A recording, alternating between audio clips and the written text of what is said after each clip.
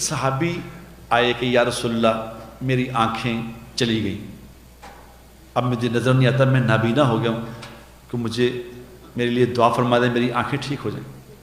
تو آپ نے فرمایا کہ دیکھ تجھے ایک بات بتاؤں، جس کی آنکھیں اللہ تبارک و تعالیٰ لے لے دنیا میں، اور اس پہ اگر وہ صبر کر لے، اگر صبر کر لے تو اس صبر کا بدلہ جنت ہے۔ بتا جنت لینی ہے کہ آنکھیں لینی ہے؟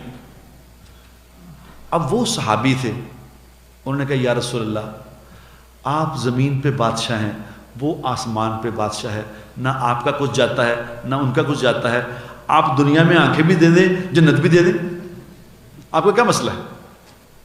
تو آپ صلی اللہ علیہ وسلم کے چہرے پہ مسکراہٹ آئی، آپ نے فرمایا اچھا ٹھیک ہے، میں تمہیں 2 رکعت بتاتا ہوں، یہ 2 رکعت پڑھ کے اس کے بعد تمہیں دعا بتاؤں گا، یہ دعا پڑھ لیا کر۔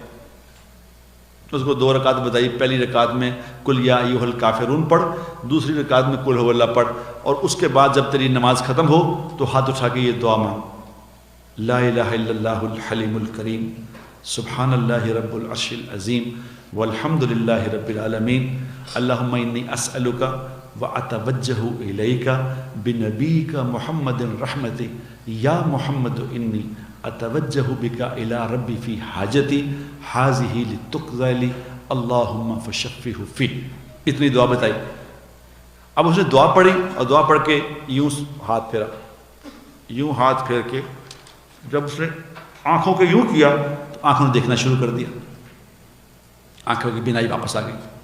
اب ایک صحابی پاس کھڑے دیکھ رہے تھے، ایک صحابی پاس کھڑے دیکھ رہے تھے کہ یہ کیا ماجرا ہوا ہے، اللہ کے نبی دعا پڑھی، اس کی آنکھیں واپس آ گئی۔ وقت گزر گیا، زمانہ گزر گیا، وقت گزرتا رہا، عثمان رضی اللہ تعالیٰ کا زمانہ آ گیا۔ عثمان رضی اللہ کا زمانہ آ گیا تو عثمان رضی اللہ کے زمانے میں چونکہ اسلام بہت پھیل گیا تھا تو پرائم منسٹر کا جس طرح پروٹوکول ہوتا ہے اس طرح خلیفہ کا پروٹوکول بھی بڑھ گیا، لوگ ملنے والے بہت زیادہ ہو گئے۔ تو ایک صحابی ملنے کے لیے آئے عثمان رضی اللہ تعالیٰ، تو وہ لوگ پیچھے کرتے ہیں، پیچھے ابھی تمہاری باری نہیں ہے، پیچھے کرو پیچھے کرو۔ یہ پاس کھڑے دیکھ رہے تھے، انہوں نے اسے کہا کہ دیکھو سنو، میں تمہیں وہ دعا نہ بتا دوں جو اللہ کے نبی نے بتائی تھی؟ انہوں نے کہا بتا دے۔ انہوں نے کہا 2 رکعت نماز پڑھ اور اس کے بعد یہ دعا مانگ۔ انہوں نے کہا 1 منٹ ٹھہر جاؤ۔